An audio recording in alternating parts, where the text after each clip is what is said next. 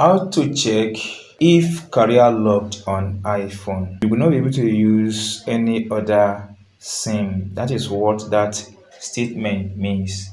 And to check is a simple thing that you need to know. So if that is what you consider know about your iPhone, consider watch this video to the end.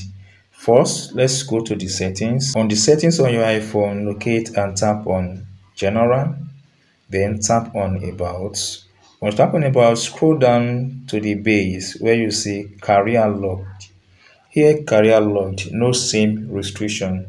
If you see something X, personify, not allowed, something like that, it means your phone is restricted to one SIM. You cannot use any other SIM on your phone again. So now let's check this, to see how it goes. Then on the settings again, tap on About. Then come over to this place where you see serial number, copy your serial number. Once you copy your serial number, head over to any browser of your choice.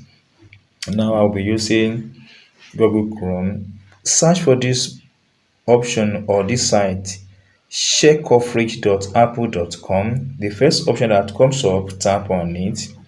Once tap on it, just wait for this page to load up. It comes up like this now. Provide or you enter the serial number you copy into this place. Then quickly solve this captcha. Now let's solve the captcha together.